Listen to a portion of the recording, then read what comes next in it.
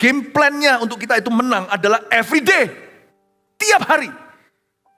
Setiap jam ya Tuhan di Kau ku perlukan. Berkatilah. Setiap jam.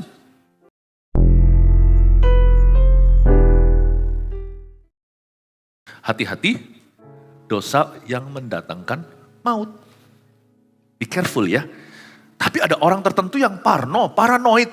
Dikit-dikit, aduh sudahkah aku mendukakan roh Allah? Mati aku. Aku masuk neraka. Yang enggak juga, yang kayak gitu juga perlu bertobat. Orang yang senantiasa curiga. Tetapi orang yang meremehkan juga jangan. Hati-hati, jangan sampai kita menghujat Roh Kudus maksudnya. Dosa yang mendatangkan maut. Mendukakan Roh Kudus kita semua pernah. Menghujat Roh Kudus itu levelnya beda. Not as simple as you think, tidak sederhana yang kau kira. Dikit-dikit mati aku. Aduh ampun, aku telah menghujat Kristus. Menghujat Kristus saya juga pernah. Menghujat Roh Kudus saya gak pernah. Bukan belum pernah, saya gak pernah dan gak akan mau. Menghujat Kristus saya pernah. Waktu dulu saya belum kenal Tuhan. Wah, kata-kata saya mencaci maki Tuhan beneran. Aduh, makanya itu hari ini seperti Rasul Paulus merasa gak layak. Apalagi menjadi pemberita Injil. Aduh, mulutku ini najis, tinggal di antara orang-orang yang najis mulutnya pula. Seperti Yesaya. Tolong Tuhan Yesus sembuhkan, tahirkan lidahku dengan bara api sorga. Menghujat Kristus kita pernah semuanya. Ya. Tapi menghujat Roh Kudus jangan ya. Bedanya apa? Orang menghujat Kristus karena dia belum mengalami pelayanan Roh Kudus secara penuh. Orang menghujat Roh Kudus itu berarti dia sudah kenal Kristus, tahu Kristus siapa, dan sudah mengalami pekerjaan Roh Kudus, paling tidak sampai sebuah measure tertentu atau sebuah takaran terbatas. Lalu dia memang keraskan hatinya seperti Firaun, berbalik arah dan hujat Tuhan. Dan tuduh-tuduh yang enggak. Dan dengan demikian hatinya enggak bisa lunak lagi.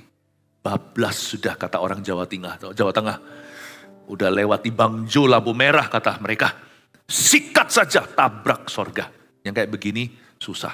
Makanya kalau keras hati itu jangan lebih dari sehari. Cepat balik deh. Cepat balik situ. Jangan biasa dengan jalan hidup yang salah.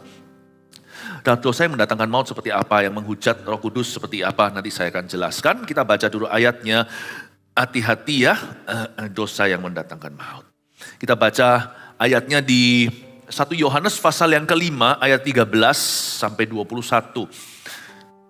Pengetahuan akan hidup yang kekal, judul di Alkitab kita bahasa Indonesia. Semuanya ini kutuliskan kepada kamu, kata Yohanes, Rasul Kasih yang menulis surat ini. Supaya kamu yang percaya kepada nama anak Allah, tahu bahwa kamu memiliki hidup yang kekal. Dan inilah keberanian percaya kita kepadanya, yaitu bahwa ia mengabulkan doa kita. Jikalau kita meminta sesuatu kepadanya menurut kehendaknya, dan jikalau kita tahu bahwa ia mengabulkan apa saja yang kita minta, maka kita juga tahu bahwa kita telah memperoleh segala sesuatu yang telah kita minta kepadanya. Berhenti di situ dulu, saya jelaskan. Berkat terbesar anak-anak Tuhan adalah hidup yang kekal. Sadarkah Anda? Kita ini dikasih sorga cuma-cuma loh, gak bayar apa-apa. Pepatah di Alkitab ada sebuah saying atau sebuah kalimat. Anak-anak Tuhan itu punya hoki tertentu, punya keuntungan, yaitu apa? Mereka bisa mendiami rumah yang tidak mereka bangun, menikmati anggur dari kebun yang tidak mereka tanam. Tapi tahu enggak, itu juga secara profetik bicara tentang sorga. Kita enggak bangun, kita enggak nanam. Nanti kita masuk ke sorga begitu aja seperti penyamun di sampingnya salib Yesus Kristus. Malam ini juga, petang ini kau dan aku di Firdaus, Tuhan menubuatkan, memprediksi kematiannya. Dan berkata, sore ini kamu sama aku sudah. Dan Yesus mendahului dia ke sorga, ke Firdaus dulu. Penyamun di samping Yesus Kristus kanan kiri yang membela maupun mencemoohkan sama-sama belum mati. Mereka ini kuat-kuat, dasar perompak. Ya, Tuhan Yesus matinya mengebuskan nafas, menyerahkan nyawa, bukan karena kehabisan darah. Mereka berdua di samping kiri kanan harus dipatahkan kakinya supaya nggak bisa tarik nafas karena mereka bergelantungan. Di salib itu adalah hukuman yang sangat kejam. Mereka tarik nafas itu perlu kekuatan kaki dan tangan dan itu gesekan paku. Itu sakitnya luar biasa. Lepas nafas lebih sakit daripada menariknya. Tapi kalau dipatahkan kakinya, dengan apa dia angkat? Lungs atau paru-parunya tidak bisa berkembang. Yesus dulu di Firdaus, pada waktu Yesus barusan berkata, Bapa, kepadamu kuserahkan nyawaku. Dan dia lalu Yesus berseru, sudah selesai, it is finished. Hembuskan nafas terakhir, penyamun itu menyusul. Kecele sekali penyamun yang mencemoohkan dia, bangun masuk neraka. Sedangkan yang satunya yang memuji dia di hari-hari, di saat-saat detik terakhir, melek mata melihat Yesus di sana dalam kemuliaannya. Saya bisa bayangkan dia langsung sujud menyembah, aku tidak layak. Tapi Tuhan ulurkan tangan, mari kepadaku, ku bawa datang ke Bapakku. Sebab akulah jalan, akulah kebenaran, akulah hidup. Dengan tangannya masih berlubang paku, tapi sudah tidak lagi tertancap di paku atau salib itu. Saya bayangkan penyamun itu berkata, tapi aku ini perampok, aku belum dibaptis Tuhan. Tapi aku ini belum bisa pelayanan, aku belum bisa bercege malahan. Aku belum bisa bawa jiwa, aku belum bisa doakan orang. Jangan gelisah hatimu. Yohanes 14 kan, sebab waktu Yesus mengajarkan perkataan-perkataan ini, penyamun itu masih suka merampok dan juga suka mencuri, membunuh, bobol rumah orang. Jadi dia gak ada di kerumunan yang mendengarkan firman Yesus ketika Yesus memecahkan roti. Ketika Yesus mengajar, mengutuk pohon ara, dia gak ada di sana. Dia masih asik-asiknya menggeluti kriminalitas kehidupan kejahatan. Yesus ulangi mungkin, ini yang dibayangkan, gak ada di Alkitab ini. Saya kalau baca Alkitab itu visual di hati, saya suka imajinasi. Mungkinkah Yesus berkata, jangan gelisah, tegakkan kepalamu, lihat aku. Jangan gelisah, di rumah Bapakku ada banyak tempat tinggal. Aku pergi ke sini, mendahului kamu dan murid-muridku dan semua orang lain yang kutebus. Aku juga akan menyelamatkan mereka yang mati. Di zaman perjanjian lama sejak Nabi Nuh, bahkan sebelumnya lagi, darah orang-orang kudus yang belum dibasuh dengan darahku. Mari kemari, masuklah dalam sukacitaku. Bayangin si penyamun itu, happy-nya kayak apa? Do you know the greatest gift you can have in this short life is eternal life? Karunia terbesar yang Anda dan saya bisa miliki di hidup ini, kado yang paling mulia yang gak bisa terbeli adalah hidup kekal. Sorga itu bukan di bawah telapak kaki ibu. Itu kiasan saja tentang kasih mama. Sorga yang dimaksudkan hidup kekal ini sungguhan ada. Jikalau tidak, Yesus berkata, aku tentunya sudah beritahu kamu. Di rumah Bapakku ada banyak tempat tinggal. Itu bahasa Yunaninya, tentunya bahasa Inggrisnya juga ngomong begitu. In my father's house there are many mansions, not houses. Bukan rumah, tapi mansions. It's true, makanya itu anak-anak Tuhan kalau ada siapa, saudara, teman, rekan, apalagi keluarga sendiri kalau sudah meninggal, asal dalam Kristus loh, ya itu keuntungan. Memang kita ditinggalkan merugi karena kita kangen sekali, kita juga kehilangan, tetapi jangan sedihnya kayak orang gak punya pengharapan. Di dalam Tuhan yang berkabung, jangan gores-gores tubuhnya seperti penyembah Baal, seperti orang-orang yang gak ngerti surga itu ada. You know, suatu hari kita akan reuni dengan mereka yang mendahului kita. And if a Christian must die, kalau kita mati, asal kita gak mati dalam dosa kita, jangan takut. Saya gak bisa buktikan, saya sendiri belum mengalami masa itu. Tapi when it's my turn, I hope, kalau itu adalah giliran saya harapkan, I will face death boldly in the face. I hope, saya harap, kalau saya matinya tenang, atau matinya sakit kayak, atau mati apa, gak tahu. I hope, saya tidak akan coward, saya tidak akan menjadi seorang pecundang. Saya harap saya akan bisa melihat kematian dengan lapang dada, dengan mulut dan wajah yang tersenyum ke hadapan Allah dan berkata, receive my spirit, terimalah. Tahu nggak, orang Kristen yang lahir baru itu yang punya satu-satunya di dunia yang punya hak itu. Kalau kita ditinggal meninggal oleh seseorang yang kita cintai, kalau dia di luar Tuhan, wah itu musibah. Tapi kalau di dalam Tuhan, janganlah bergabung seperti tidak ada pengharapan, please. Siapa tahu di sini ada yang sedang berduka. Dan kalau itu giliran kita, let's get ready. Cepat lambat kita semua satu persatu akan mati. Hari ini di gereja saya kasih bocoran dulu. Semua Anda suatu hari akan mati. Nggak usah diamini, itu akan terjadi. Might as well kita persiapan. Buat apa punya religion sih? Buat apa punya agama kalau semuanya hanyalah perbuatan baik, amal sosial? No, I want eternal life. Kalau saya cuma cari agama apapun ngajarkan kebaikan. Kalau saya cari keselamatan, mau nggak mau, saya akan ketemu Yesus. Mau nggak mau, hanya Yesus. Only Jesus. Do you know that eternal life is real? Kehidupan kekal itu nyata dan kehidupan kekal itu ada, sorga itu nyata. Bahwa itu adalah kado karunia terbesar. Jadi jangan terlalu mengeluh kalau kita kehilangan satu dua. Ada orang kehilangan lengan, ada orang kehilangan bisnisnya, ada orang kehilangan teman. Udahlah.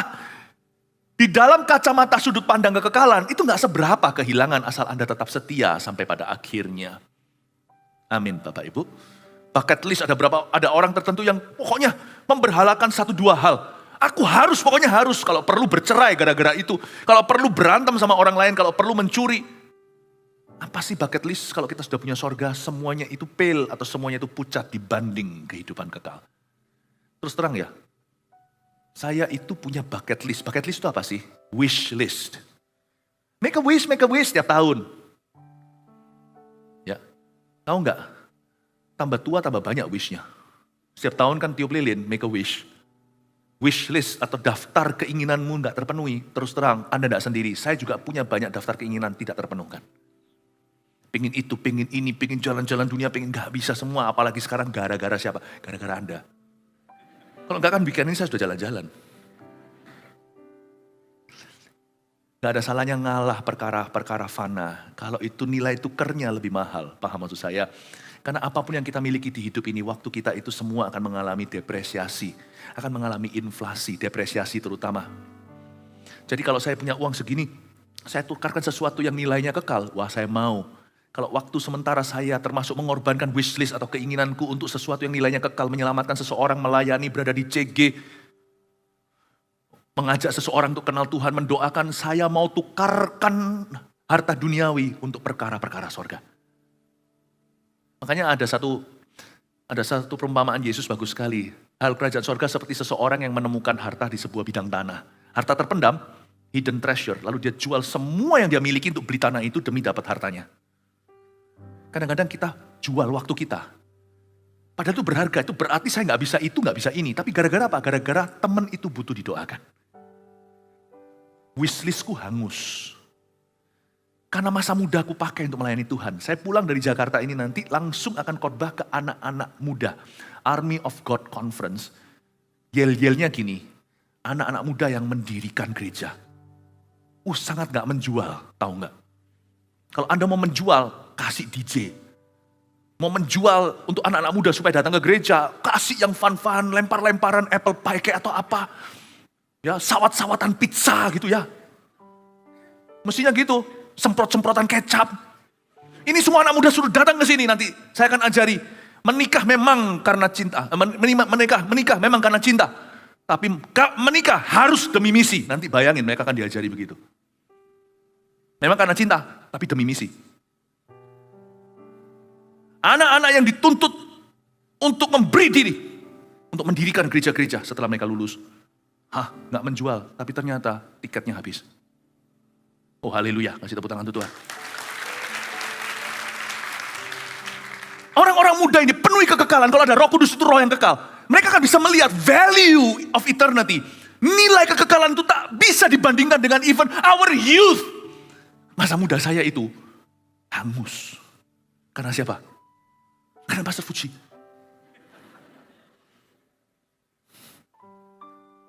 Saya kenal Tuhan umur 18 tahun. Hanguskan semuanya. Gak seperti anak-anak muda yang lain bisa lakukan dosa sembarangan. Enjoy life katanya. No. So what sih? So what apa artinya kalau saya suatu hari akan muda selama-lamanya? Muda di bumi itu hanya sekali. Kasih untuk misi. Muda di sorga itu forever selamanya. Jadi apa yang saya gak bisa lakukan zaman dulu, saya akan lakukan nanti. Bener. Saya itu punya banyak wishlist, kepingin gini, kepingin skiing, kepingin gini, kepingin jet ski, kepingin water sport, tapi gak bisa, gak apa-apa, semoga sorga ada airnya.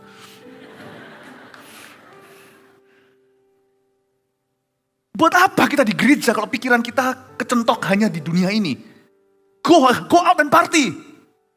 But if you know there is heaven and there is hell, kalau Anda tahu ada sorga dan neraka, then come into church and seek eternity. Masuk dalam gereja dan temukan tujuan kekal hidupmu. Aneh ya, gereja kita tuh ngomong yang begini, malah penuh. Anda tahu nggak, saya minta Anda untuk kuburkan mimpi Anda, gantikan dengan visi Tuhan. Kok masih datang, masih antri, ngapain sih? Apakah Anda datang ke gereja hari ini, Pastor Fuji kasih money? Enggak. Tapi karena Anda tahu di dalam hati Anda ada satu kekekalan, kata pengkhotbah. Dan Tuhan menaruh kekekalan dalam hati manusia. Manusia tidak bisa membaca masa depannya, semua indah pada waktunya. Coba baca. Apa yang menarik Anda untuk antri lama-lama adalah karena I find ada sesuatu callingku dari sorga. Di tempat ini hari ini. Ada sesuatu yang sedot saya ke situ. Seperti ada magnet begini, ke sana. Kayaknya di video, di foto harus diulangi lagi.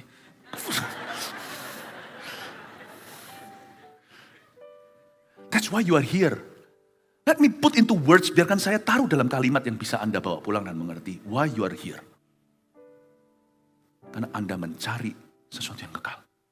Anda muak dan kesal dengan apa yang sifatnya monoton di luar hanya begitu-begitu. Aku mau sesuatu yang lebih tinggi. Karena di dalam diri Anda ada roh yang berseru dan kata, there must be something more. Pasti ada sesuatu yang lebih dari ini. Amin Bapak Ibu Saudara. Siapa haus lapar akan Tuhan? Kasih tepuk tangan untuk Tuhan. Setan tahu, nah celakanya ini. Makanya setan itu pencuri, pembunuh, pembinasa.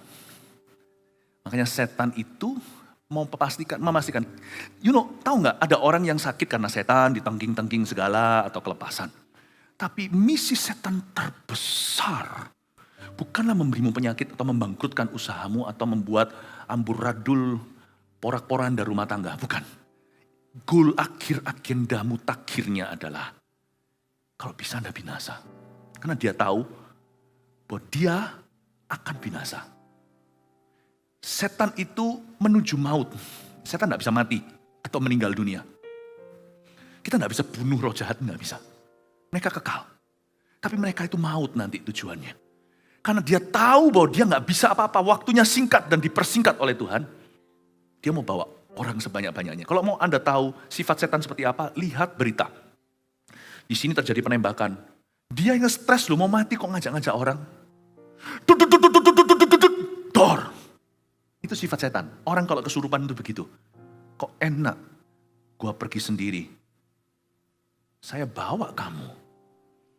Setan itu akan bawa sebanyak mungkin orang. Makanya dia paling benci gereja yang memberitakan keselamatan. Dan gak berhenti sampai selamat. Mengelola talenta. Talenta dalam hal ini bukan uang atau waktu, tapi manusia, aset Tuhan termahal. Dikelola menjadi soul winners, menjadi penjala manusia, menjadi murid Yesus, menjadi rasul-rasul, itu paling benci. Makanya saya percaya setan juga benci gereja kita.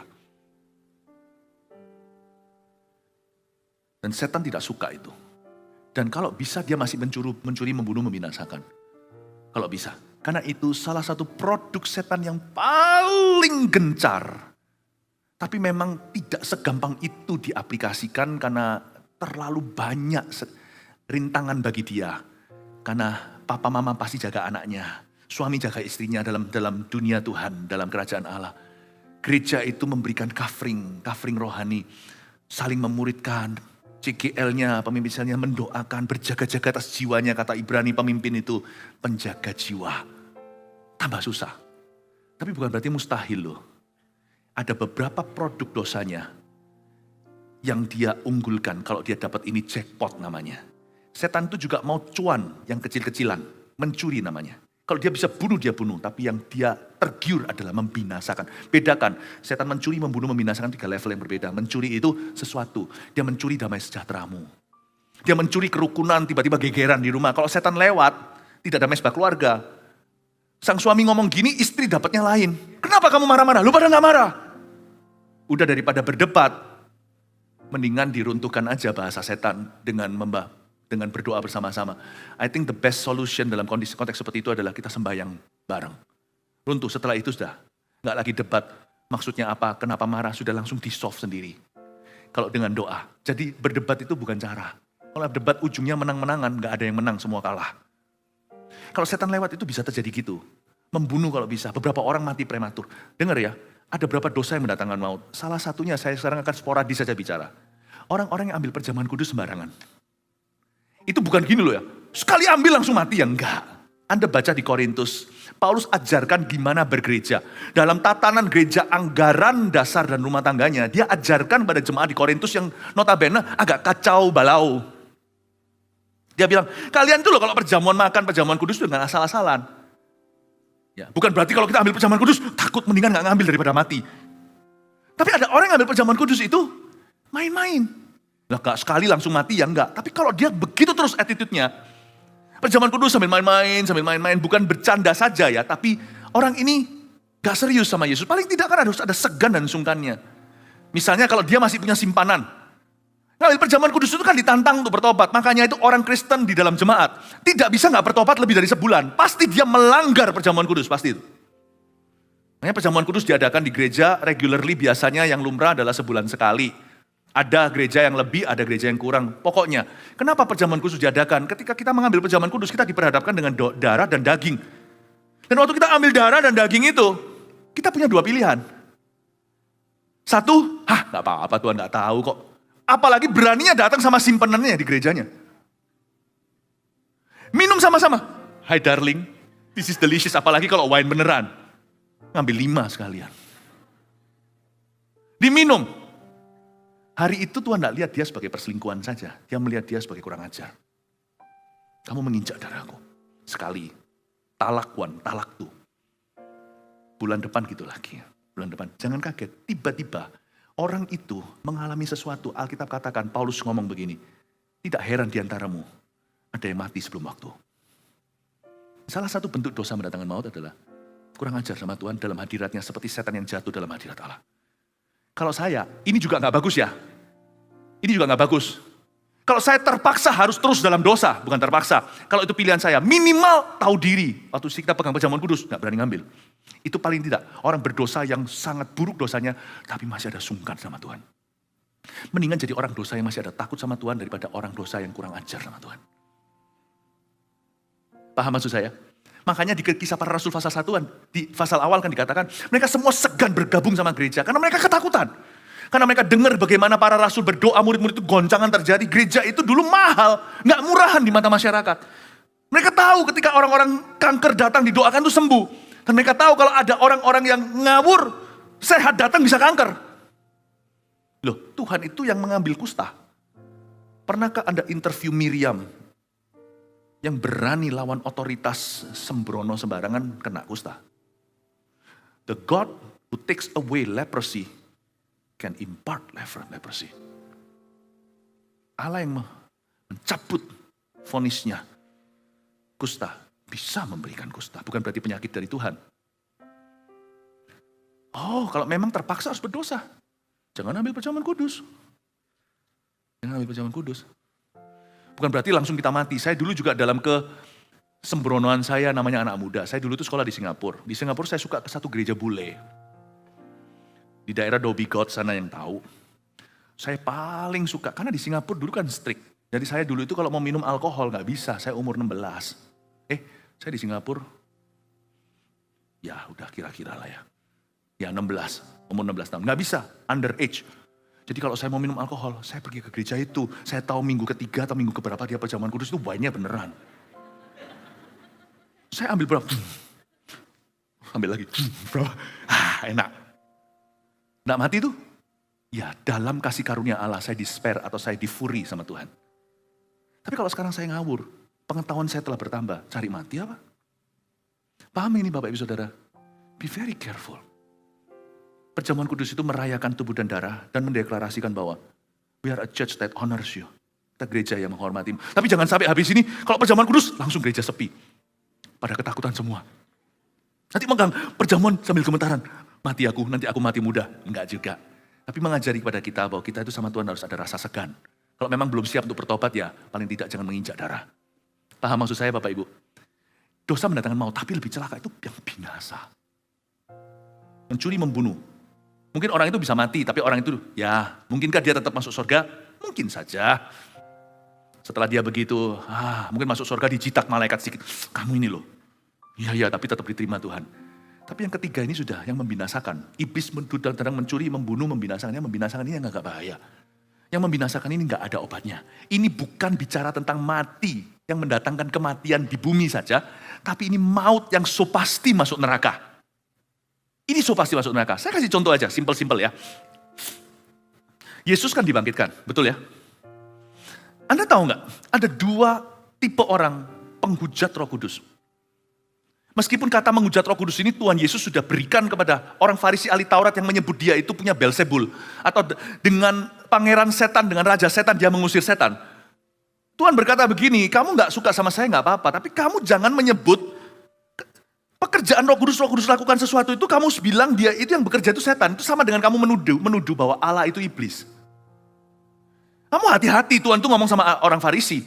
Kamu lebih baik hati-hati, bukan berarti langsung divonis ya. Karena Yesus tetap ada pelayanannya di bumi waktu itu terus berkhotbah termasuk terhadap mereka. Kecaman pedas Yesus terhadap orang Farisi ahli Taurat itu tujuannya bukan untuk rasan-rasan. Tujuannya adalah ditujukan ke mereka untuk bertobat. Jadi termasuk menghujat Roh Kudus pun gak langsung instan, sekali langsung tanpa ampun, enggak. Itu ada hubungannya dengan unsur waktu. Seperti Firaun itu loh. Tambah lama tambah susah tobatnya. Jadi Tuhan itu bukannya orang yang gak kenaan. Sekali aja sudah. Enggak loh, Yesus itu diolok-olok. Bukan lebih tepatnya, difitnah lebih tepatnya juga. Yesus itu di label. Bahwa yang dia lakukan itu dia pakai roh setan. Pakai roh najis. Padahal itu Roh Kudus. Itu pun Yesus gak langsung skakmat berkata bye-bye lu. Yesus masih terus mengajari mereka, itu berarti masih ada kesempatan. Tetap loh ya, saya gak percaya menghujat Roh Kudus bisa sekali langsung gitu, enggak. Tapi ada seperti Firaunnya. Hatinya mengeraskan sampai titik di mana gak usah dibantu, hati itu tambah keras sendiri. Nah itu sudah bahaya, itu sudah autopilot. Nah, Yesus ngomong apa? Bagaimana mungkin kerajaan itu terpisah-pisah? Kalau memang begitu keadaannya, tentunya kerajaan setan sudah gak ada di dunia, sudah gak ada pencobaan. Mana mungkin sih, kalau kita mau kalahkan rampok rumah orang kan orang kuatnya harus diikat. Yesus begitu kan? Yesus berkata barang siapa menghujat anak manusia, Tuhan Yesus referensi mengacu pada dirinya sendiri. Masih bisa diampuni just because you do not understand me enough. I can understand that, I give you time. Kalau kamu gak terlalu paham sama aku, kasih waktu, tak kenal maka tak sayang kan? Tapi kalau kamu sudah menyelidiki, sudah survei dan riset pekerjaanku, pelayanan dan buahnya, dan kamu masih sebut itu roh setan, yang kamu hujat bukan anak manusia, tapi Roh Kudus yang beroperasi dan bekerja. Barang siapa menghujat Roh Kudus, tiada ampun bagi dia melakukan dosa yang kekal. Ada dua tipe orang di akhir hidupnya. Tuhan Yesus di dunia waktu terjadi kebangkitan, lalu Tuhan Yesus bangkit lagi. Yang satu, first degree, yang satu, second degree. Yang satu berencana, yang satu tidak berencana. Paham maksud saya? Yang pertama, ketika Yesus bangkit, sebelum bangkit kan dikasih tentara Itali di sana. Entah berapa orang, pasti itu satu regimen ditaruh di situ. Nggak mungkin lah polisi jaga sendiri, itu dikasih tentara di sana. Beberapa orang. Waktu itu ada satu malaikat cukup kuat, nggak ditulis oleh Alkitab, malaikat itu namanya siapa, nggak usah cari tahu. Satu malaikat gelundungin tuh batu. Itu semua prajurit ketakutan sampai freeze, tahu sampai frozen, sampai mereka ketakutan dan mereka lihat dengan matanya sendiri dan malaikat itu duduk di atas batu itu dan Yesus keluar. Oke. Jadi orang ahli Farisi, ahli Taurat dan orang Farisi kalau dengar kabar gitu harusnya mereka langsung bertobat. Aduh, kita ini salahkan dan bunuh yang salah. Harusnya kita tahu lewat bukti sekarang jikalau bukan lewat hati. Ternyata Yesus itu beneran, Yesus itu anak Allah. Iya kan? Enggak, mereka musyawarah. Ayo kumpul. Gimana nih? Bangkit loh orangnya. Gimana? Gila gak? Waduh bangkit ya. Kok gak malu gitu loh satu sama lain. Kayak Ananias Safira, ayo nyolong yuk. Ayo nyolong uang Tuhan yuk. Ayo. Sama-sama itu. Mana nalurinya manusia? Kenapa jadi insting hewan? Paling enggak kalau sendiri bisa jatuh. Ya kan orang bisa sembunyi-sembunyi gak ada yang tahu. Padahal dia tahu, Tuhan tahu. Tapi ya anggaplah itu kelemahan dagingnya lah. Dia tetap jatuh. Tapi ini sudah mau sama mau loh. Dan ini bukan satu dua orang loh. Itu satu body of people. Kok gak ada yang berkata, aku ngeri yang gini, aku ngeri. Aku keluar, pergi, ngeri. Gak ada. Iya lu bangkit. Gimana bangkit? Waduh repot nih kita nih, gimana bangkit? Gini aja, siapa punya ide? Sudah tahu bangkit loh. Ada satu yang katakan, begini aja Pak. Apa? Kita buat satu news saja. Bukankah Yesus pernah menubuatkan kebangkitannya? Jadi ini bilang aja murid-muridnya yang nyolong, yang curi badannya. Jadi kita sama-sama sepakat, kita keluarkan press conference-nya, kita panggil prajuritnya, kita kasih sogokan. Nih ya, saya kasih sekian ratus juta masing-masing per personel dan institusinya dikasih. Just, mari kita sampaikan berita keluar ke dunia, tubuh Yesus dicuri murid-muridnya lalu mengklaim bahwa dia telah dibangkitkan. Oke, sepakat? Yes, good idea, brilliant bro.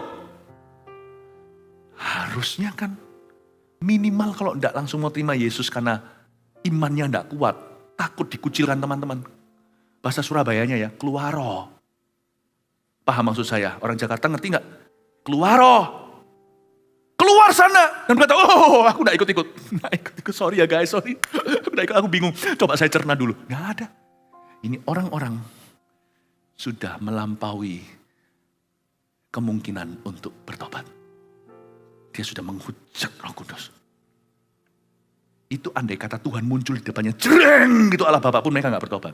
Mereka akan menghujat. Nah sekarang kan aman tenang kan. Berapa orang di sini, oh kalau gitu ya aku jauh masih Pastor Philip, saya gak sampai ke menghujat. Ya kan, tak beritahu gak percaya. Dari dulu takut aja paranoid. Aku sudah menghujat kan belum. Menghujat Roh Kudus bukan berarti kalau kita gak ngerti bahasa roh, bukan. Saya dulu itu kenapa susah terima bahasa lidah. Saya tahun 92 bertobat, 95 baru dapat. Karena 92, itu saya kalau lihat orang terima bahasa roh, saya ini kan suka pakai logika. Saya bilang ngomong apa tuh? Awal-awal sih hanya bingung saja, lama-lama menghina. Karena saya gak suka hati, orang-orang selalu tanya, Philip, kamu sudah berbahasa lidah, sudah dibaptis Roh Kudus belum? Aku udah dibaptis, pokoknya sudah, jangan ganggu aku. Jangan ganggu aku. Iya, waktu itu jangan ganggu saya. Saya berkata, saya ngomong sama mereka, lama-lama saya marah. Saya marah kan, akhirnya saya bilang begini, udah berhenti minta-minta aku didoakan. Suatu hari saya saking keselnya, saya ambil gitar. Ada beberapa teman-teman saya gak bisa berbahasa roh. Saya tiru-tirukan orang berbahasa lidah. Iya, mereka semua ketawa, tapi yang gak ketawa yang sudah berbahasa roh. Mereka lihatin saya, tapi susah loh terus terang. Membuat-buat bahasa itu gak bisa. Waktu saya berbahasa roh, keluar aja bahasa yang aneh-aneh, tapi semua itu ada bahasa yang saya tahu. Ya kan misalnya bahasa apa, Chinese, bahasa Spanish, bahasa itu saya ulang-ulang tapi yang saya campur aduk. Susah loh sebenarnya kalau Anda berbahasa lidah, Anda ragu ini bahasa roh atau bukan. Otak kita itu nggak diciptakan sekreatif itu untuk menciptakan bahasa dari yang nggak tahu jadi tahu, nggak ada. Kita pasti akan referensi ke sesuatu lalu kita twist sendiri. Nggak bisa kita berbahasa roh tanpa berpikir 15 menit berbahasa lidah gitu, itu pasti Roh Kudus karena otak kita nggak punya pelurunya untuk mengucapkan bahasa-bahasa yang otak kita nggak tahu. Jangan ragu. Tapi saya sempat nyanyi-nyanyi begitu. Itu membuat saya agak susah terima. Setiap orang didoakan, terima saya nggak terima. Tapi akhirnya saya terima baptisan Roh Kudus ketika saya di kamar mandi sendirian. Ketika saya tobat-tobat bilang, ya sudah Tuhan, ampun, aku butuh karunia ini. Aku mau tertawai mereka, tapi mereka yang maju, aku mundur rohani. Jadi siapa yang rugi? Tuhan ayo des, keluar bahasa lidah. Saya nggak menghujat Roh Kudus, saya malah dikasih Roh Kudus. Menghujat Roh Kudus itu lebih dari itu. Menghujat Roh Kudus itu mengeraskan hati dan terus sampai satu titik. Setelah 3,5 tahun loh mereka itu hujat Yesus, berubah levelnya jadi menghujat Roh Kudus. Udah langsung berkata, yang Yesus lakukan itu dari setan. Yesus itu kesurupan roh jahat. Gak bisa langsung sekaligus 3,5 tahun kemudian karena konsisten profesional terus melawan. Berubahlah hati mereka. Udah lepas brake atau lepas remnya, tidak bisa kembali semula. Please don't worry. Kalau Anda sudah menghujat Roh Kudus, tidak segampang itu binasa. Kalau Anda masih takut apakah Anda menghujat, kemungkinan besar Anda belum menghujat. Karena orang yang menghujat sudah gak takut. Kalau Anda masih worry, apakah aku menghujat, berarti Anda belum menghujat. Karena orang yang menghujat tidak bisa berpikiran taat. Amin. Jadi bersyukurlah, tolong dipelihara. Karena setan keinginan terbesar adalah supaya Anda binasa. Dan ada kasus-kasus tertentu menurut saya, ada orang yang pernah sungguh-sungguh dengan Tuhan, tapi melakukan sesuatu yang fatal, tapi karena ditekuni terus, akhirnya fatal beneran. Saya bacakan lagi ayat berikutnya. Dari sini tadi kan kita bacakan, kita sudah tahu dan mengenal pentingnya hidup kekal. Tolong dijaga ya. Kalau Anda mau jaga apapun di hidup ini, jagalah yang utama itu keselamatan. Percayalah, apapun yang Anda jaga itu semua sifatnya sementara, kecuali satu ini. You protect your salvation. That's the one thing you cannot lose, cannot afford to lose. Satu hal tidak bisa kita kehilangan. Saya tidak berkata, I'm not saying that we can lose our salvation. Tapi jadikan itu berharga, paham maksud saya Bapak Ibu Saudara. Apapun bisa dicari nanti, apapun bisa dikembalikan dalam kekekalan, kecuali kalau kita kehilangan kekekalan itu sendiri. Oke? Karena itu kalau kita itu murtad atau mundur dari Tuhan, jangan lama-lama, please cepat kembali. Jangan biasakan. Karena kita nggak pernah tahu kalau rumah kita buka, mungkin hanya pencurian atau perampokan biasa. Siapa tahu orang masuk membawa gobang dan membunuh seisi rumah tangga. Anda tidak pernah tahu 7 roh lebih jahat yang masuk itu roh apa. Anda tidak akan pernah kenal. Karena itu saya nggak berani jauh dari Tuhan. Kemanakah aku dapat pergi menjauhi rohmu Tuhan? Lagu itu saya nyanyikan. Ya. Karena saya takut untuk jauh dari Tuhan. Saya selalu doa gini sejak saya bertobat. Tuhan, jangan izinkan saya Philip ini menjauh. Kalau saya jauh jewer nggak apa-apa. Pukul cambuk nggak apa-apa. Tapi please, don't give up on me. Jangan menyerah. Saya paling ngeri loh lihat. Pendeta dipakai besar lalu tiba-tiba mengubah statement atau pernyataan imannya. Lalu berkata, Yesus itu bukan satu-satunya jalan. Yesus itu ciptaan. Padahal dari dulu memberitakan Yesus itulah firman. Ngeri ya. Orang hanya lihat public show-nya aja. Orang nggak lihat erosinya terjadinya itu seperti apa. Nah di sini loh, the lost years atau tahun yang hilang ini. Jangan main, no play-play di sini. Jangan main-main. Ini tidak kerasa, tiba-tiba menggila di sini. Tapi ini sudah dipupuk perlahan-lahan. Karena itu, murtad itu bisa terjadi pelan-pelan. Dimulai dengan suam-suam kuku dulu. Saya nggak pernah remehkan suam-suam kuku sama Tuhan. Kalau saya bisa suam-suam kuku, saya bisa suam-suam nanti.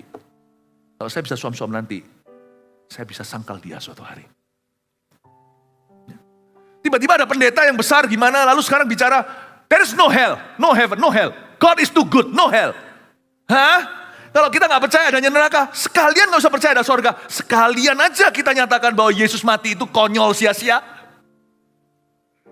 Padahal itu pemberita firman yang dahsyat. Saya nggak mau main-main, itu pasti ada satu titik di hidupnya, ada putar balik.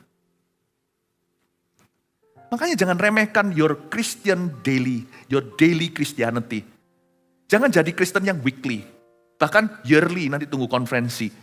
Jadi Kristen itu daily, Tuhan berkata pikul salib, sangkal diri, carry the cross every day.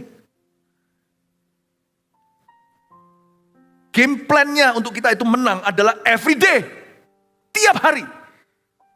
Setiap jam ya Tuhan di Kau ku perlukan. Berkatilah. Setiap jam. Saya tunjukkan sekarang beberapa dosa-dosa yang perlu kita waspadai. Ayat 16. Kalau ada seorang melihat saudaranya berbuat dosa, yaitu dosa yang tidak mendatangkan maut, hendaklah ia berdoa kepada Allah. Dan dia akan memberikan hidup kepadanya. Yaitu mereka yang berbuat dosa yang tidak mendatangkan maut. Ada dosa yang mendatangkan maut. Tentang itu tidak kukatakan bahwa ia harus berdoa. Wah, ayat gini yang membuat gelisah. Dan kalau saya nggak pernah khotbahkan, kita nggak pernah khotbahkan minggu per minggu sampai mati juga nggak pernah dikhotbahkan. Jadi saya beranikan pokoknya hari ini tak khotbahkan, pokoknya nggak tahu gimana. Kita harus mengkhotbahkan seluruh isi Alkitab soalnya. Nggak boleh pilih, tebang pilih, pilih kasih. Semua kejahatan adalah dosa ayat 17, tetapi ada dosa yang tidak mendatangkan maut, oke? Kita tahu bahwa setiap orang yang lahir dari Allah tidak berbuat dosa. Maksudnya bukan berarti nggak pernah kita membuat kesalahan. Maksudnya hidup kita itu loh tidak bisa menikmati dosa lagi. Bedain antara to sin and to live in sin. Bedain antara sin, dosa, dan a life of sin, dan kehidupan dalam dosa. Kalau ada burung tiba-tiba bertelur di sini, atau turunkan kotoran, pluk, di situ, yaitu apa boleh bilang ya, ada apes-apesan. Padahal sudah pakai sanggul ke salon segala. Tapi kalau sanggulnya itu dihinggapi dan burung itu bersarang, bertelur di sana, buang kotoran, itu salah yang punya rambut. Yang satu ini dosa kadang-kadang terjadi. Tadi di ibadah sebelumnya saya ajarkan kalau dosa ya kita mengakui caranya gimana, jangan lari. Tapi kalau menjadi a life of sin, nah itu beda loh. Dalam jadi kehidupan dosa itu berarti setan bersarang. Ayat 18 kita tahu bahwa setiap orang yang lahir dari Allah tidak berbuat dosa, tapi dia yang lahir dari Allah melindunginya dan si jahat tidak dapat menjamahnya.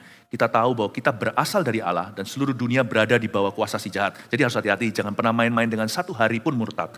Karena dunia ini berada di dalam kuasa, di bawah kuasa si jahat, meskipun bumi langit milik Tuhan. Akan tetapi kita tahu bahwa anak Allah telah datang dan telah mengaruniakan pengertian kepada kita. Makanya pengertian-pengertian seperti ini harus digali. Supaya umat Tuhan orang Kristen gak hanya dapat firman itu doang.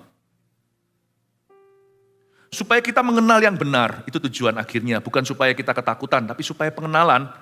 Dan kita ada di dalam yang benar di dalam anaknya. Supaya kita tahu apa itu keselamatan, apa itu penumbangan tangan, apa itu pelayanan. Kita tahu semuanya. Apa itu baptisan Roh Kudus, apa itu baptisan selam. Di dalam anaknya Yesus Kristus, dia adalah Allah yang benar dan hidup yang kekal. Anak-anakku, ayat 21, waspadalah terhadap segala berhala. Ini 1 Yohanes berakhir dengan kalimat ini, aneh ya. Menurut saya kan harusnya ada konklusinya. Enggak, dia hanya berkata, be careful ya dengan berhala. Alkitab itu ilham Tuhan. Jadi akhirnya di situ pun itu ada tujuan. Ini ayat 21 adalah sebuah kalimat pembuka untuk para pengkhotbah menggalinya. Para pengajar firman. Bukan supaya memberitakan sesuatu yang baru, tapi untuk menjelaskan itu. Yohanes tidak bubuhi dengan berhenti, dengan suatu titik henti. Supaya kita lanjutkan. Makanya terima kasih Anda datang sore ini, untuk bisa mendapat pengajaran ini, dan ini direkod-rekod. Nanti ini akan terus ada abadi, didokumentasi. Supaya sampai kapanpun anak-anak Tuhan dapatkan menu yang lengkap dari firman Tuhan. Satu lagi nggak ada penutupan, Kisah Para Rasul pasal 28. Ujungnya itu loh kok gini, supaya kita yang lanjutkan tanpa pasal 29. Roh Kudus belum selesai bekerja. Kasihan mereka-mereka yang berkata Roh Kudus sudah gak era. Itu zaman dulu rasul-rasul, itu rugi. Gak pernah baca Kisah Para Rasul. Kisah Para Rasul itu berhentinya tidak ada konklusi. Oke, tak jelaskan sekarang ya. Kita kembali lagi ke ayat 16. Di sini saya jelaskan beberapa hal. Kalau ada seorang melihat saudaranya berbuat dosa, yaitu dosa yang tidak mendatangkan maut, hendaklah ia berdoa kepada Allah. Bukan berat, dan dia akan memberikan hidup kepadanya, yaitu mereka yang berbuat dosa, yang tidak mendatangkan maut. Dalam hal ini kita perlu mendoakan orang berdosa. Karena kita sendiri orang berdosa yang didoakan. Paham maksud saya? Ada dosa yang mendatangkan maut. Tentang itu tidak kukatakan bahwa ia harus berdoa. Nah ini yang perlu dijelaskan. Ada dosa yang mendatangkan maut. Tentang itu kita gak harus berdoa. Wow. Itu maksudnya gini loh. Rasul-rasul gak usah konsentrasi kepada ahli Taurat semuanya itu yang membuat cerita Yesus dicuri. Itu first degree atau dusta berencana. Yang second degree atau dusta yang tidak berencana, ya itu semua sama bahayanya menurut saya. Tentara-tentara Italia yang menerima sogokan itu dan mengiyakan dan berkata yes, Yesus dicuri. Padahal dia di situ lihat malaikat. Nah orang itu menurut saya juga gak selamat. Ya kan? Tentang dosa yang kayak gini, rasul-rasul gak akan terus naik ke loteng atas lalu berdoa sembahyang untuk mereka bertobat. Tinggalkan, leave them. Mereka minta Roh Kudus untuk memberitakan Injil kepada mereka yang mau dan bersedia mendengar. Itu maksudnya.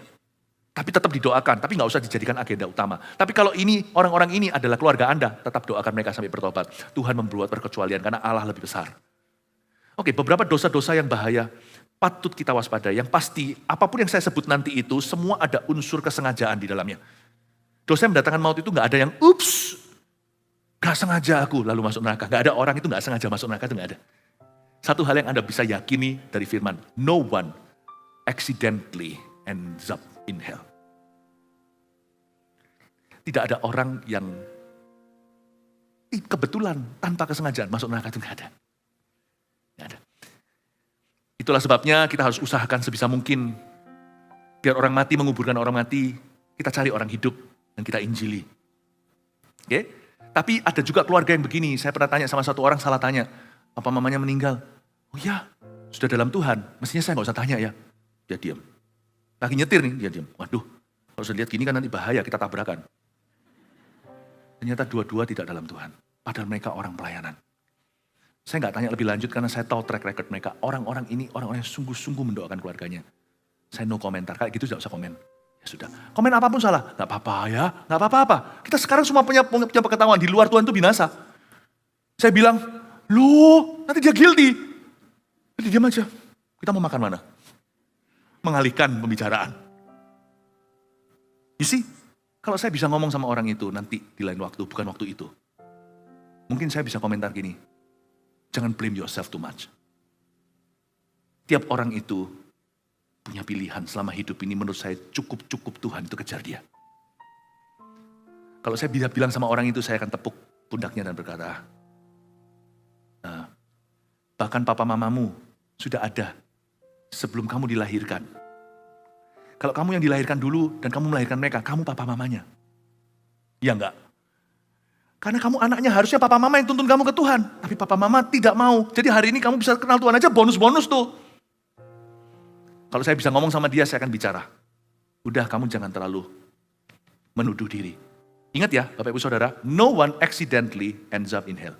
Tidak ada orang yang kebetulan, tidak disengaja berakhir di neraka, itu nggak ada. Jadi everyone, setiap orang tidak bisa salahkan someone, tidak boleh salahkan siapapun juga. Kalau sampai ada satu orang pun berakhir di neraka suatu hari, you cannot also blame me. Tidak boleh menyalahkan kita. Ya, semua ada unsur kesengajaan di dalamnya, semua dosa yang mendatangkan maut. Dan juga ada unsur waktu. Ada unsur waktunya. Jadi nggak terjadinya sekali gitu. Pengertian yang saya dapatkan, dosa yang mendatangkan maut, bahkan yang lebih parah daripada itu, yang bukan yang sama, yang dengan bahasa lain, yang menghujat Roh Kudus, itu semua ada unsur kesengajaan dan unsur waktu di dalamnya. Jadi sekali lagi seharusnya menjawab orang-orang yang berkata, apakah aku sudah menghujat? Kalau Anda tanya, apakah aku sudah menghujat? Belum, saudara. Kalau Anda merasa sudah menghujat, berlututlah dan berkata, ampuni aku Tuhan, kasih aku kerendahan hati. Aku tidak mau jadi Firaun, aku mau jadi Daud. Ada unsur Roh Kudus juga di dalamnya. Pasti itu, nggak bisa nggak. Beberapa dosa-dosa yang perlu diwaspadai yang mendatangkan maut adalah memanfaatkan nama Tuhan. Nah ini untuk kawula pendeta terutama. Memanfaatkan pulpit mimbar untuk melakukan kejahatan. Wow, I'm so scared. Kepada mereka yang diberi lebih, dipercaya lebih, dituntut lebih. Anda jangan kaget ya. Saya ngomong ini dari saya sendiri profesi itu. Jadi jangan takut dulu yang jadi jemaat. Yang paling takut harusnya jadi pendeta. To those who are entrusted more, will be from those will be demanded more. Kita ini yang takut. Orang-orang yang memanfaatkan nama Tuhan pelayanan. Saya tahu juga di luar sana nggak sedikit, karena pernah kena ke jemaat sendiri. Tapi saya terpaksa, tapi saya harus hati-hati karena saya bukan Tuhan. Jadi saya hanya melindungi jemaat, itu saja tugas saya. Jangan berlebihan, paham? Karena kita bukanlah the punisher. Kita bukanlah orang yang menghukum orang lain. Kita orang yang melindungi dan mengembalakan. Feed my sheep, beri makan domba-dombaku. Saya tahu bahwa pernah sekali ada jemaat yang juga kena dengan orang yang kemana-mana pakai nama Tuhan. Dan sukanya ke janda-janda. Lalu ke janda-janda, jualan produknya lah ya. Ahli religi lah. Ini itu, ujungnya itu adalah untuk dapatkan keuntungan dari janda-janda yang kasihan menurut saya. Saya di hati langsung tahu ini maling. Tapi saya nggak bisa teriak maling karena profesinya itu kudus. Kalau menyandang gelar pendeta, profesinya itu kudus. Mau presiden atau perdana menteri kalau korupsi, itu bukan presiden atau perdana menteri, itu oknumnya. Posisi itu sendiri sakral di negara. Jadi saya harus ngomong, Ci atau siapa, Bu, hati-hati ya. Saya tidak mau Anda berakhir gigi jari, lalu dimanipulasi, dieksploitasi. Tapi dalam hatiku, maling orang ini. Yang kayak gini tuh nggak bisa, karena dia sudah casual dengan nama Tuhan. Jual nama Tuhan, nama Tuhan, nama Tuhan. Yang gini Tuhan akan berkata, nyahlah aku nggak kenal kamu pembuat kejahatan. Please jangan targetkan, kenapa semua orang kalau pelayanan itu targetkan ke mimbar? Ini tempat yang paling scary. Saya nggak berani di sini kalau saya nggak dipanggil. Atau kalau saya nggak punya karunia. Saya nggak akan berani. Karena di sini otomatis saya akan jadi targetnya Tuhan dan targetnya setan. Tahu gak Anda? Peperangan rohani paling sengit itu di sini. Makanya kalau kasih kepercayaan biasa di dalam gereja itu joy loh. Tapi joy-nya juga besar sih, sukacitanya. Kalau setelah khotbah begini kelihatan orang lain diubah, itu sukacita. Salah satu dosa yang paling bahaya adalah memanfaatkan nama Tuhan dalam nama pelayanan untuk melakukan kejahatan. Sex, money, atau whatever. Udah jangan urusi. Dan bodohlah orang yang kecewa sama pendeta atau kecewa sama gereja. Karena gereja yang baik ada kok di luar sana. Gereja yang buruk juga banyak, malah lebih banyak. Tapi gereja yang baik masih ada juga. Saya nggak ngomong gini ngaku-ngaku gereja sendiri. Kalau saya khotbah di sini, saya bukan miliknya Mawar Sharon. Kalau saya khotbah di depan sini, saya miliknya Tuhan. Jadi semua kita di dalam evaluasi, termasuk gereja kita sendiri. Paham maksud saya Bapak Ibu Saudara? Kalau kita kecewa sama gereja, rugi. Sampai kapanpun tetap ada begitu. Cari aja yang bagus, cari aja yang memang Anda tahu bahwa Tuhan tuntun di situ dan ada Kristus di sana. Ada pengajaran pengembalaan yang sehat. Ada fellowship yang baik. Sempurna sih enggak. Arahnya itu betul. Go ask Jesus for the right direction. Satu lagi tentunya adalah menganiaya rasul-rasul, nabi-nabi dan hamba-hambanya. Dan saya ngomong gini bukan kita cari kuasa untuk para kawula pendeta, enggak loh ya. Cuman saya sangat hati-hati, seperti saya katakan tadi, sekalipun saya tahu itu maling. Saya tahu bagaimana caranya untuk menegur atau menjaga yang demikian. Tapi ada orang itu yang gak hati-hati, dia melanggar orang-orang yang diterima oleh Allah. Dan ini bukan untuk memberi kuasa kepada klergi atau kepada orang-orang yang dalam pelayanan kependetaan, supaya mereka bisa semena-mena. Jangan-jangan don't touch me, nanti jadi MC Hammer, can touch this. No, we are not called to be MC Hammer. Tahu nggak? Kepemimpinan yang sehat, termasuk pendeta bahkan harus teachable, harus approachable. Seorang hamba Tuhan harus mau terima masukan. Tapi tentunya nggak terima semuanya, bisa gila. Karena 1000 orang ya 1000 masukannya. Tapi harus bisa terima dari timnya sendiri, dari pasangannya, dari keluarganya harus bisa terima. Nggak ada orang itu above the law, itu cuma Steven Seagal movie-nya namanya begitu. Nggak ada orang itu yang di atas hukum itu nggak ada. Ayat yang saya sebutkan tadi ini bukan berarti memberi kuasa, adik kuasa kepada mereka, bukan. Tetapi intinya adalah be very careful. Better not to make a comment before you study well what you are about to comment on. Jangan membuat komentar terlalu cepat sebelum kita mempelajari dulu apa ini. Kecuali kalau jelas-jelas salah. Lalu ada lagi orang-orang yang memanggil arwah atau menyembah berhala ke ahli nujum, orang pintar, padahal dia sudah dipenuhi Roh Kudus. Wow, careful. Ketika Anda mencampurkan chemical tertentu dengan tertentu, seperti di film-film kartun, boom, laboratoriumnya, Anda tidak bisa campur roh jahat dengan Roh Kudus. No play-play, jangan main-main. Ada orang Kristen udah penuh Roh Kudus, ada pelayanan, lalu pergi ke orang pintar, pergi ke ini ahli-ahli nujum, mencari arwah, lalu habis itu menyembah berhala lagi setelah menerima Roh Kudus. Anak-anakku waspadalah terhadap segala berhala, ayat 21. Don't do that. Minum kembang ini atau ini itu, hati-hati. Biasanya dimulai dengan superstisi biasa-biasa dulu. Anginnya, airnya, fengnya, suenya. Saya mendingan percaya dia yang berjalan di atas angin dan di atas air. Ngapain saya beri iman kepada angin dan air? Dia sudah berjalan di atas air dan angin aku udah kenal kok. Ngapain saya kenal bawahannya? Biasanya mulai dengan kecil-kecil, horoskop apa, tanggal-tanggal tertentu. Ada orang yang takut loh. Saya beritahu, berhala itu gampang menyusup masuk. Kalau yang penyembah berhala orang pintar gitu, enggak lah ya. Saya rasa kita enggak akan. Tapi ada orang yang diberitahu sesuatu langsung goyah. Dia mau pergi luar negeri. Di ulang tahun terpaksa dimajuin sehari. Kalau nggak gitu seluruh keluarga nggak bisa rayakan. Tapi dia nggak seret. Orang-orang bilang begini, kalau dirayain sehari, pendek umur. Takut. Happy birthday itu, husus. Belum. Nanti kalau dirayain aku nanti usianya pendek, mati muda. Gini loh, coba tanya orang yang mati muda semuanya kena sakit atau apa, mereka pernah dirayain. Mereka semua dirayain tepat waktu loh. Hati-hati loh, kalau Anda dirayain tepat waktu, mati muda kayak mereka. Kalau mau superstisi yang fair, koin itu kan gak cuma satu sisi. Berarti orang dirayain tepat waktu, ya tetap mati muda kalau memang waktunya mati. Orang dirayain lebih awal juga tetap mati tua kalau memang Tuhan kehendak demikian. Ya kan? Beli rumah, hati-hati hindari nomor-nomor tertentu. Aneh ya. 13 itu angka bagus. 13 kali Yeriko diputarin ambruk. Tuhan ubah apes jadi berkat. Saya gak percaya berkat itu mengikuti orang benar.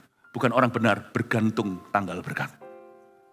Kalau gitu-gitu mulai lemah, tinggal tunggu waktu aja kecewa sama Tuhan. Nanti pasti Tuhan dijual. Nanti suatu hari dia berkata, alternatif Tuhan gak bisa tolong. No solusi, aku cari ini. Dan orang udah penuh Roh Kudus. Ke tempat-tempat yang kayak begitu, kuasa kegelapan okultisme, you be careful please. Gak langsung dia dihukum Tuhan, enggak. Tapi setelah itu Anda akan semakin bahaya. Ada lagi, mengambil uang yang dikuduskan untuk Tuhan. Ananias Safira. Ananias Safira ada yang tanya sama saya, dia matinya masuk mana? Kan gak lucu kalau dia matinya gitu, baca di Kisah Rasul. Ini orang Kristen loh. Ini majelis loh. Ini orang-orang yang dikenal, kenamaan. Buktinya dia berada di dalam lingkungannya para rasul. Dia sendiri bukan rasul, dia berada di lingkungan rasul. Ini circle atau lingkar dalam, abdi dalam ini lingkar, ini inner circle. Dia tahu siapa Petrus, dia bisa akses langsung ke Petrus loh. Bayangin. Lalu mati dulu suaminya Ananias. Lalu kemudian berapa jam kemudian Safira. Setelah mati gitu, ini orang Kristen loh. Apakah pertanyaan saya, Anania Safira ini, apakah mereka itu ada di saat Pentakosta 120? Apakah mereka itu founding members atau mereka itu anggota pendiri gereja mula-mula atau enggak, saya enggak tahu.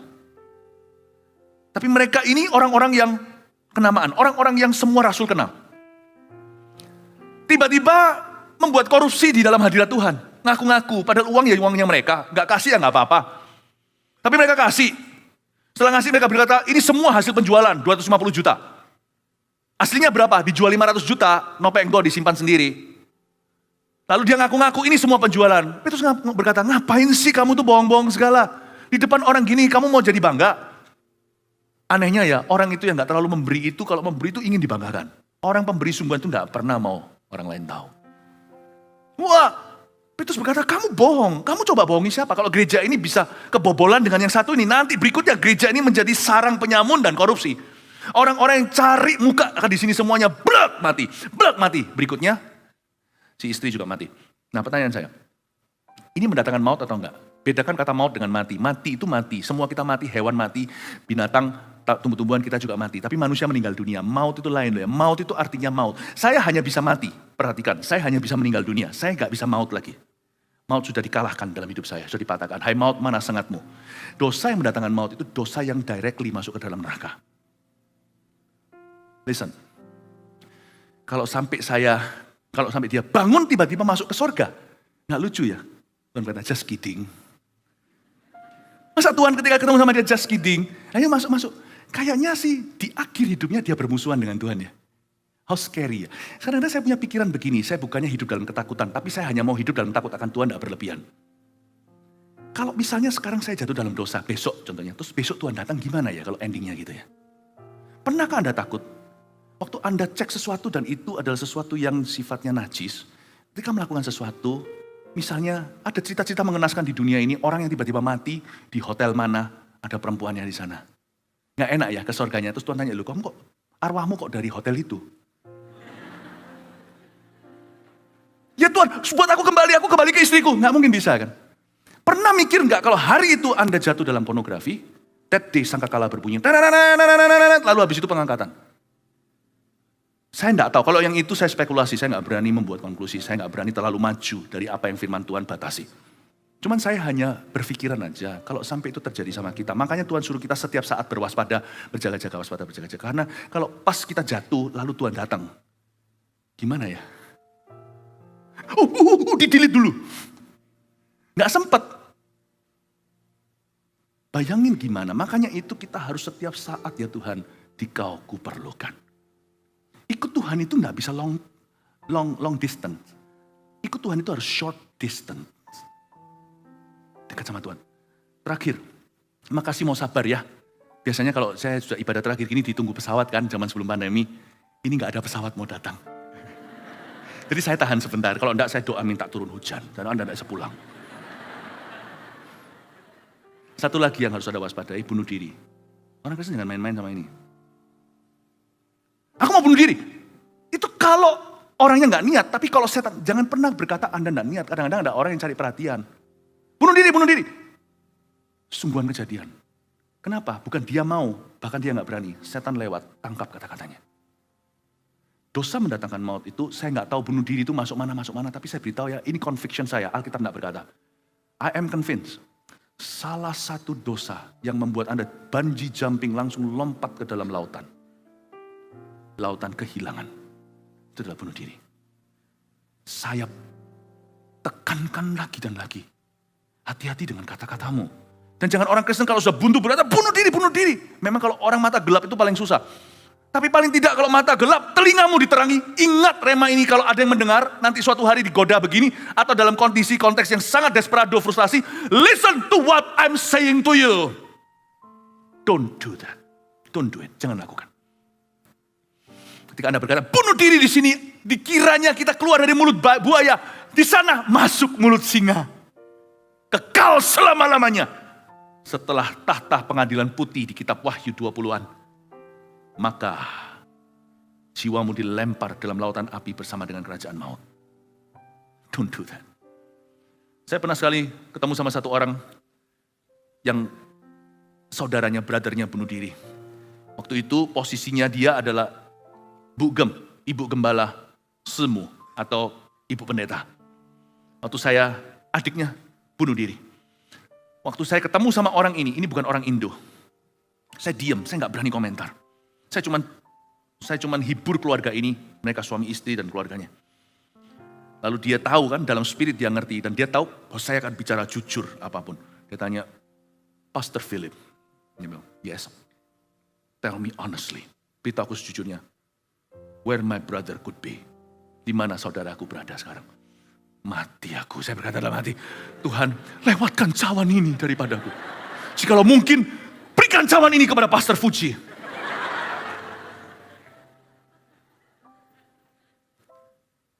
Terus saya bilang sama dia, saya tidak tahu apakah kamu akan marah atau benci saya. Dan saya tidak kepingin tentunya, saya tidak ingin kamu akan lebih sedih dari kamu sekarang sedihnya. Tapi saya yakin orang bunuh diri itu banci jumping. Bagaimana caranya Tuhan tanya, arwahmu dari mana? Loh, nomormu belum dipanggil. Kok kamu di sini? Hello, surprise heaven. Surga akan berkata, go away, no appointment. Gak bisa Anda pergi ke pesawat. Surprise Garuda. Surprise SQ. I'm ready for you. Ditanya, where's your ticket? Gak ada. Gak bisa. Orang tanya, loh, jangankan ke Tuhan di gerbang malaikat aja, go away, gak ada appointment. Tuhan pun tanya, loh, kok kamu di sini? Emang aku sudah memanggilmu? Mau kemana? Oh, mungkin Tuhan kasih kesempatan lagi, balik. Berapa orang bunuh diri balik hidup? Ayo pikirkan. Berapa orang bunuh diri balik hidup kembali? Lalu kemana dong? Surga gak mau ke situ, gentayangan di mana? Jadi setan. Gak mungkin, gak bisa lama-lamanya. Roh manusia itu tinggal di bumi. Dia harus pergi ke akhiratnya. Mana lagi tempat yang selalu welcome, jalannya besar, di dalam dunia ada 2 jalan lebar dan sempit. Mana kau pilih? Yang lebar api jiwamu api mati, tapi yang sempit hidup berglori. Tanya anak sekolah minggu tahu jalan yang lebar mana. Saya bilang sama orang itu, inilah convictionku, ini keyakinanmu. Dia nangis, waduh Tuhan ampuni aku membuat seorang wanita tambah sedih. Jangan-jangan nanti dia yang bunuh diri.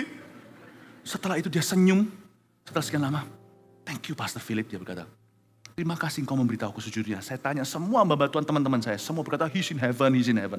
Dan saya tambah penasaran. Saya tambah rasa gak serak. Tapi hari ini, saya merasa sesuatu diangkat dari saya. Aku gak bisa apa-apa. Bukankah semua jiwa manusia milik Allahnya? Saya lega. Loh, kok jadi senyum dia? Padahal dia cinta adiknya setengah mati. Saya berkata, I hope God consoled you. Dia bilang, honesty consoled me. Kejujuran membebaskan aku. Bapak Ibu saya beritahu ya, mumpung Anda masih hidup. Kalau you bunuh diri, I will not see you again. I'm not going down there. Saya tidak akan turun ke bawah. Saya akan naik ke atas sana. Kalau siapapun bunuh diri di sini, dan ini nggak cuma di sini. Eman sayang kalau hanya dikorbankan di Jakarta. Dengar, mana kameranya? Nih saya lihat kameranya, nggak tahu di mana. Itu ya? Ah itu, nggak tahu di mana. Dengar ya, kalau you bunuh diri, kami tidak akan melihatmu selama-lamanya lagi. Jangan lakukan itu ya. Sesusah apapun dunia ini nanti. Jesus loves you. Jangan takut Anda belum melakukan sesuatu yang mendatangkan maut. Buktinya Anda di gereja hari ini. Are you happy? Buktinya Anda di hadirat Allah hari ini. Oh jauh dari maut itu. Karena Tuhan mengasihi setiap kita. Saya berdoa, Pastor Fuji dan saya berdoa. Agar semua domba di sini suatu hari masuk surga. Dan selama di bumi mencari kerajaan Allah dan kebenarannya. Haleluya. Kasih tepuk tangan bagi Tuhan Yesus.